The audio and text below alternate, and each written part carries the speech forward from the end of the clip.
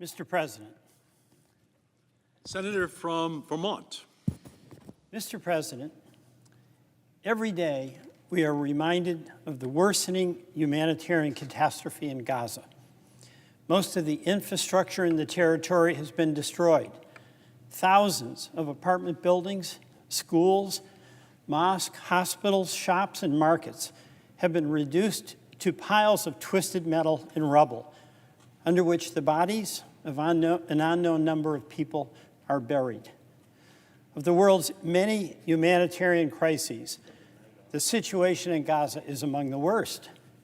This is due in large measure to the onerous impediments by the Netanyahu government to the delivery of sufficient food, water, medicines, shelter, and fuel. Getting aid to those who are suffering and preventing starvation should be our most immediate and highest priority, along with obtaining the release of the hostages. As I said when I spoke out for a ceasefire in November, an immediate and indefinite ceasefire is the only way to achieve these goals. I'm very heartened by Vice President Harris's call for an immediate, if temporary, ceasefire to get aid in and hostages out. Because the reality is the supply of life-saving aid has dwindled to a trickle. And last week, the depth of the humanitarian emergency in Gaza exploded with the deaths of dozens of Palestinian civilians as they frantically tried to reach food supplies from aid trucks that were guarded by Israeli soldiers. People were trampled, people were run over by trucks, and they were shot. It was a horrifying scene and a direct result of the Netanyahu government's failure to put in place workable procedures for the delivery of sufficient aid to starving people. As others have said, there's no legal or security justification for restricting humanitarian aid to civilians who are caught in the middle of an armed conflict. The more desperate people become, the more chaotic and precarious the security situation, the more likely there will be other senseless tragedies just like this. Mr. President, I recently introduced a resolution, along with 15 of my colleagues, calling for the urgent delivery of sufficient humanitarian aid.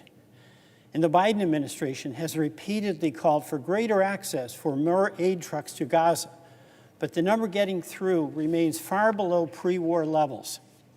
And I am encouraged, nevertheless, that President Biden has directed the United States to begin airdropping aid in, a decision made with the understanding that while not enough by any means, it could save lives.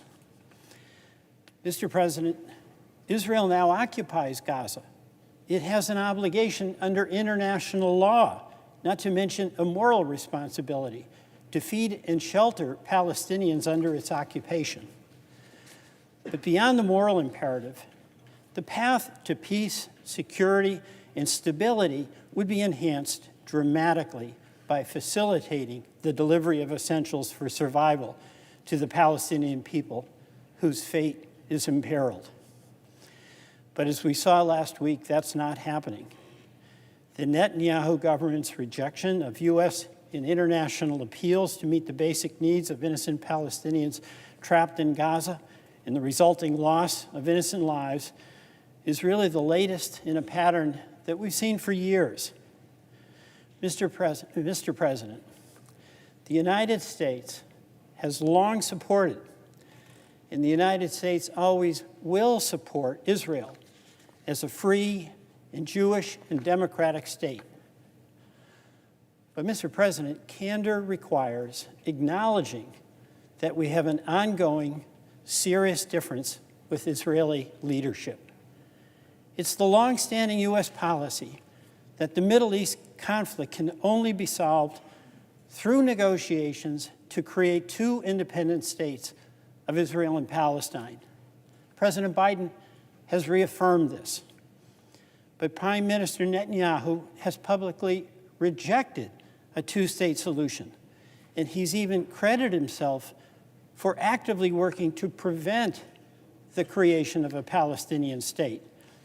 I'll use his words. He couldn't have been more clear. He said, quote, "I will not compromise on full Israeli security control over the entire area in the west of Jordan, and this is contrary to a Palestinian state," unquote. Mr. President, the United States opposes settlements and the destruction of Palestinian homes, orchards, schools, and other infrastructure in the West Bank. It violates international law and is a severe obstacle to peace. Secretary of State Blinken has reaffirmed this. Yet, Prime Minister Netanyahu embraces settlements. In 2017, he said, quote, "We will deepen our roots, build, strengthen, and settle."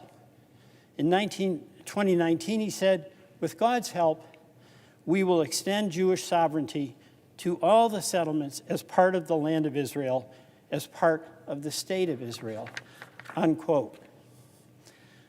Under his leadership, settlements have expanded exponentially. Settlements bring extremist settler violence, some of it with firearms financed by American taxpayers. Shootings of West Bank Palestinians, threats laced with hateful messages that if they don't leave their homes, they will be killed, and the destruction of land and other property have surged in recent months, including, in some instances, with Israeli soldiers standing passively right by in watching.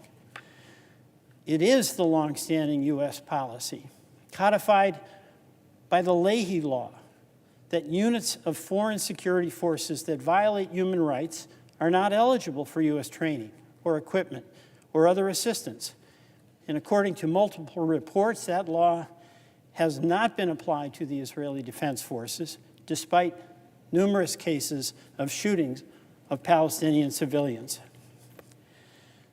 Mr. President, we must face the contradiction of what we are doing.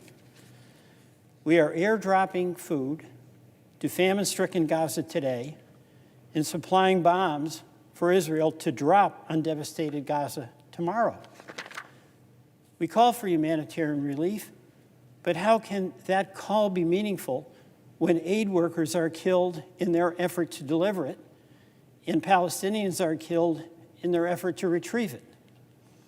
It's time for us to acknowledge, all of us to acknowledge, what the entire world knows. It's impossible to deliver humanitarian aid in a very active war zone. Mr. President, Israel is a great country, Jewish and democratic. Israel has been and remains our closest ally in the Middle East. For decades, Israel has been under attack by those who have sought to destroy it.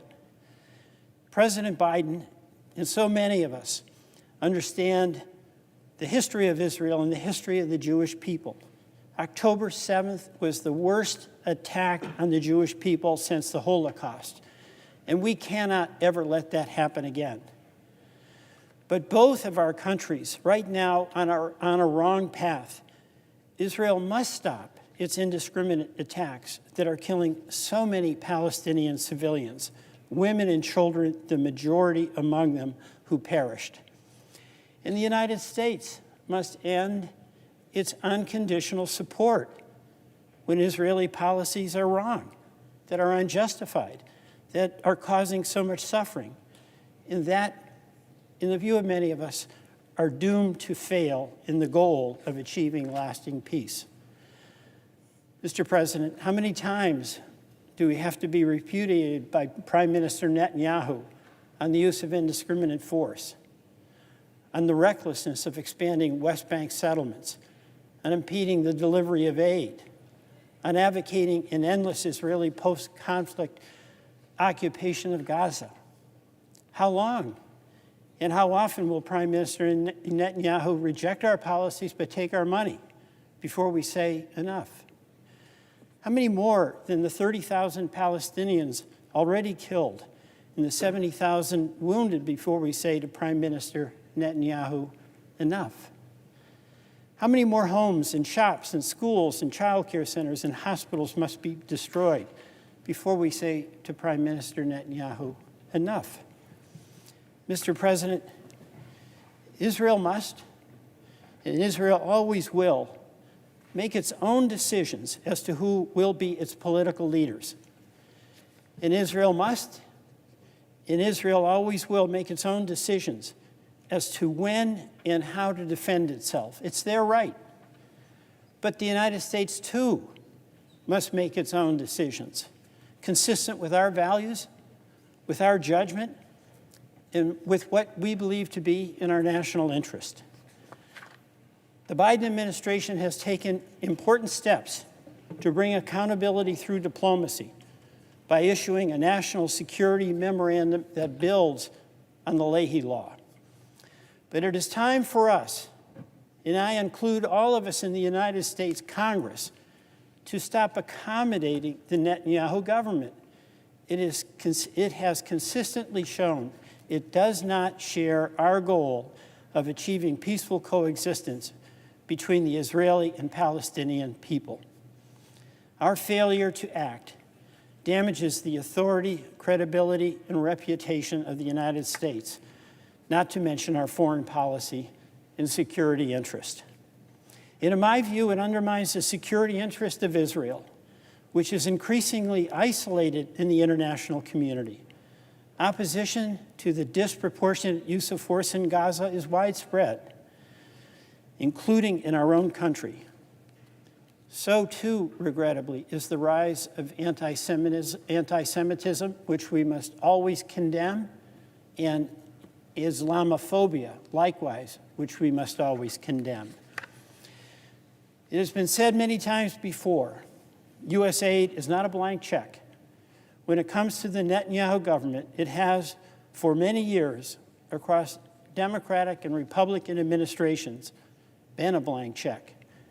It's long past time for the United States to stop supporting, by commission and omission, actions that are inconsistent with our principles and our policies, which make peace between Israelis and Palestinians ever more elusive, ever more difficult to achieve. Thank you, Mr. President. I yield back.